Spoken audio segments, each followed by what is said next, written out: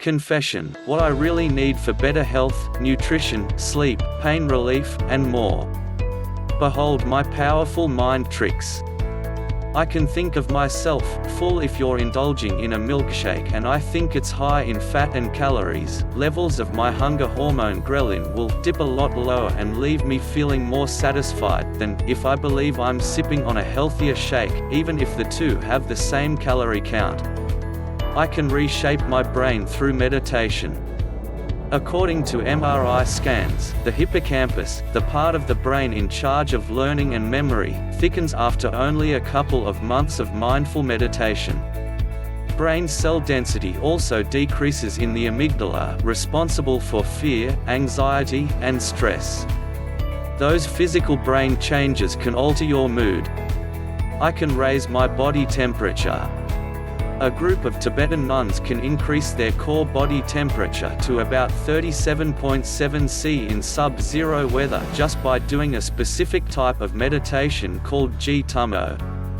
Yes, that's a rare group, but scientists taught Western people a similar technique and found the subjects could also raise their body temperature. I can add years to my life. By keeping a positive attitude about aging and continuing to feel useful, I'll most likely live about 7 extra years, according to Yale University surveys. Think twice before you choose diet fizzy drinks. Sip 1 can or more a day, and I could pack on 3 times more belly fat than if you hadn't. Researchers in Texas found that people who drank diet drinks daily gained 3.2 inches over 9 years, those who didn't have any gained only 0.8 inches, the occasional drinkers, 1.8 inches. Choosing diet over regular drinks to save calories can backfire. A study showed people who tried that ended up consuming more calories from food throughout the day. Look down at your phone. Would you hang 4 bowling balls from my neck? Before you say that's a stupid question, consider this: 4 stone, or about the combined weight of those balls, is the same amount of force exerted when you tilt your head forward at about a 60-degree angle to text or email from your smartphone. And you do that for up to 4 hours a day. Protect my spine and raise that phone up to your sight line. Grab a jumper as soon as you feel chilly. Suck it up for a little while. Researchers discovered that when I shiver from cold, it stimulates hormones that convert energy-storing white fat into calorie-burning brown fat.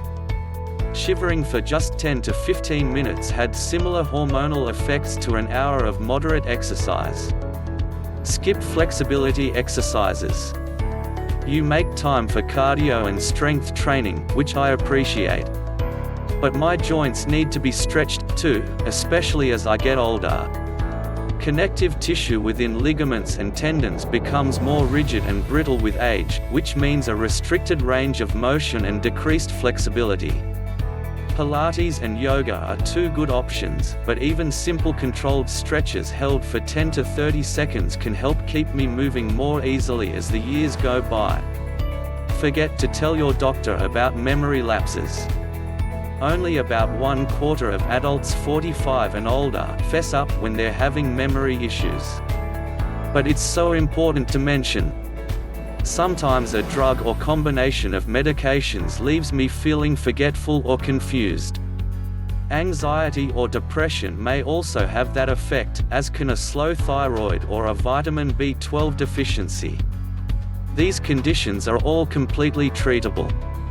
And if by chance your memory symptoms are linked to dementia, an early diagnosis is crucial. It gives my mind a better chance of benefiting from treatment. Why healthy people get cancer. You probably know someone who followed all the rules, wore sun protection, ate vegetables, didn't smoke, and still got cancer. I wish I had a good reason, but the truth is that about 2/3 of variation in cancer risk is explained by random gene mutations that drive tumor growth. Essentially, bad luck. However, that absolutely does not exempt you from following the rules. While some risk factors may be out of your hands, many others are not. How placebos work. taking a sugar pill can affect heart rate, alter brain activity, ease depression and improve Parkinson's symptoms, all real, physiological responses to an essentially fake treatment. An analysis of 84 chronic pain drug trials found the placebo effect getting stronger. By 2013, patients receiving placebos experienced a 30% decrease in pain levels on average, compared with about 5% in 1990. Scientists are trying to figure out why you may respond well to a placebo but your friend doesn't, what happens in people's bodies and brains when a placebo is taken, and the best ways to harness placebo's power. How my gut affects my mood. I'm home to up to 100 trillion microbes, most of which live in my gut. Good bacteria help me metabolize foods, bad bugs make me gassy and increase inflammation. Imbalances in my gut bacteria are linked to many diseases. The fuzzier connection is between gut bacteria and my brain. One suggestion is that gut bacteria produce mood-regulating serotonin and dopamine or other chemicals that affect anxiety and depression. Another possibility, microbes activate my vagus nerve, the main line of communication between the gut and the brain. You turn down the car radio when you get lost. My brain has a limited amount of cognitive resources. It isn't really designed to process too much at once. On a familiar route, I can listen to the radio and still pay attention to the road. But once I need to read street signs or scan for house numbers, the music becomes a distraction. Squinting helps me see more clearly. Narrowing my eyes slightly changes their shape so only a limited amount of light can enter, which helps me focus. Chatting with a stranger makes me happy. Connecting with another person, even briefly, such as talking to the barista brewing your coffee or a random seatmate on the train home from work, gives me a feeling of belonging and improves my mood.